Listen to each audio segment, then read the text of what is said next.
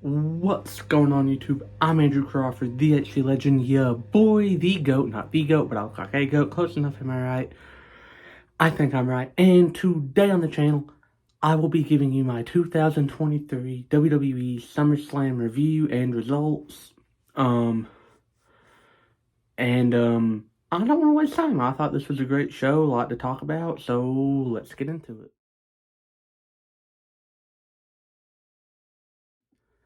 First off, we started the night with Ricochet and Logan Paul in their match that once again proves how talented Logan Paul is. Yeah, every match he's been in there with good workers, but he's not had a bad match on the card, on any of the cards he's been on. Mania last year, SummerSlam last year against Roman, this past Mania against Rollins, the Money in the Bank match, and now against Ricochet. Genuinely thought he killed it at SummerSlam. Both men did. False finishes galore. And Logan Paul's prediction from last week's Raw was right, where he said, I hope you don't get mad when this Saturday I have your girl saying my name, which was a line that I was like, oh, okay. Which, if you don't get, Ricochet's married to ring announcer Samantha something. I think it's Irvin. So yeah, great match. I give it 3.5 stars. It was the fourth best match on the card, but it's still in the top half of the matches on the card as far as how good it was. So yeah.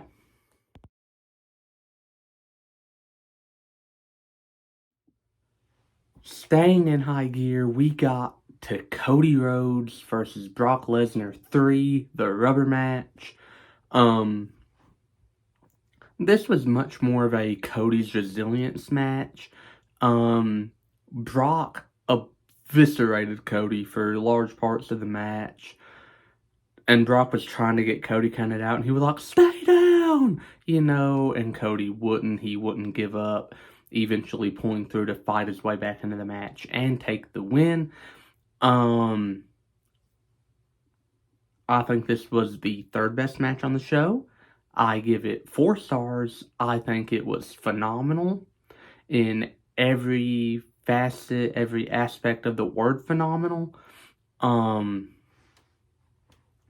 This Cody Brock storyline, we still don't know why Brock attacked Cody, but all is well with the world, given that all their matches were kind of fun to watch. This match had a certain,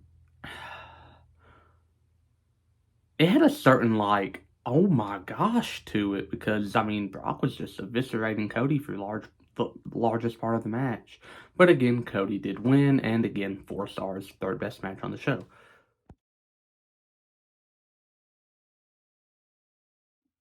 The 25-man battle royal with LA Knight, Sheamus, Riddle, Santos Escobar, Austin Theory, Grayson Waller, and Omos. There were like 25 people in it. I named a few. AJ Styles was in it. I really don't care for battle royals unless it's the Royal Rumble match. But I'll give the battle royal that was that we saw last night a very strong 3 stars. The right person won because it was none other than LA Knight. Yeah. I love watching LA Knight win. He is so good in the ring, so talented. A guy like him winning is always fun. Again, LA Knight won. Very happy about it. Again, 3 stars. Not much to say about that, really.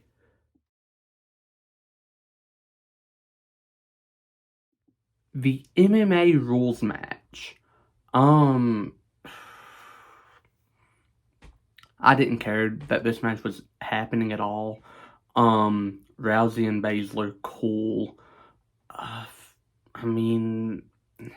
Shayna won, which is huge for her, because for her to beat the biggest combat sports name in the world at one point is huge. I still didn't care about this match, but that said, it still wasn't bad. I'll give it 2.5 stars, I guess.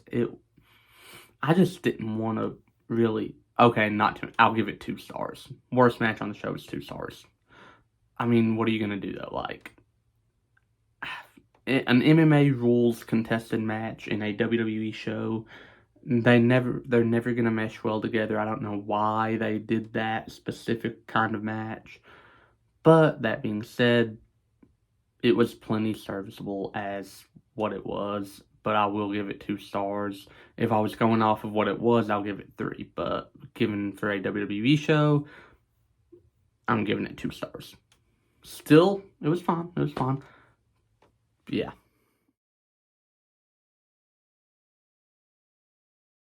The Intercontinental Championship match, Drew McIntyre versus Gunther. I think this match just really went to show that Gunther is going to indeed break the Honky Tonk Man's record.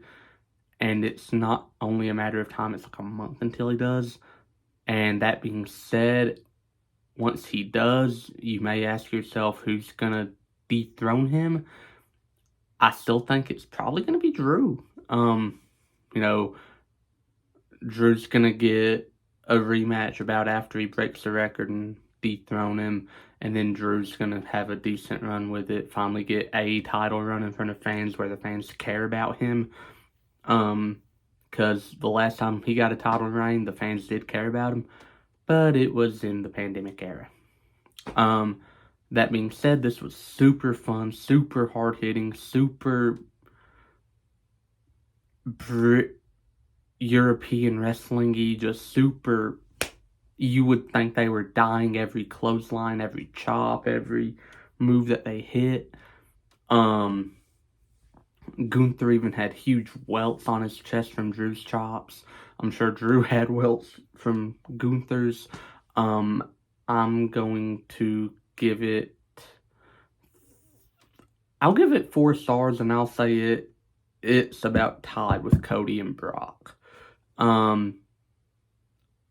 So that makes Ricochet Paul 5th. Cody, Brock, Drew, and Gunther are 4th and 3rd, whichever order. Genuinely loved it. Let's get to the next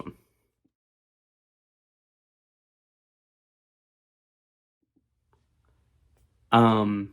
Seth Rollins and Finn Balor.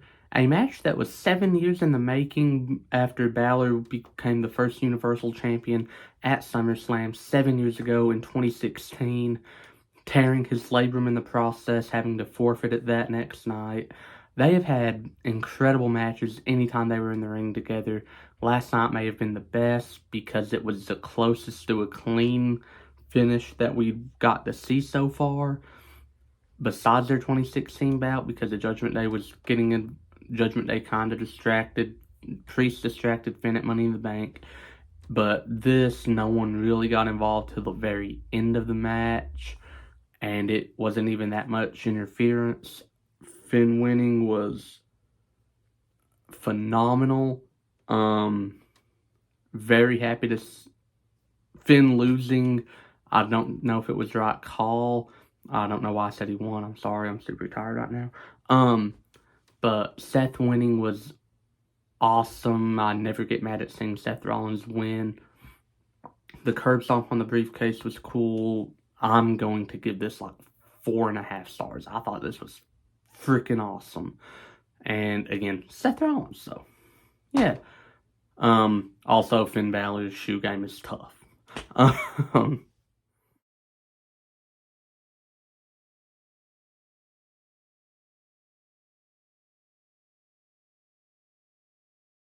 Up next, the triple threat match between Charlotte, Asuka, Bianca. This match was very fun. It was super botchy, but it was super fun because, all 3 of these women have talent for days. I was super nervous when Bianca actually won. But as I predicted, Bianca, none of the 3 were walking out as Io Sky cashed in. And this is a moment I want to talk about. Io Sky is one of the most talented women's wrestlers in the world today. She is truly one of the most exciting high-flying female wrestlers ever. And to see her finally get her big moment where she got the women's title was awesome. That cash-in, I was losing my mind. I screamed, I cried. I didn't cry, unless it was tears of joy. But I love Io, so seeing her win was awesome. The match itself, not as awesome, 3.25 stars. But the moment made it so much more worth it. Yeah.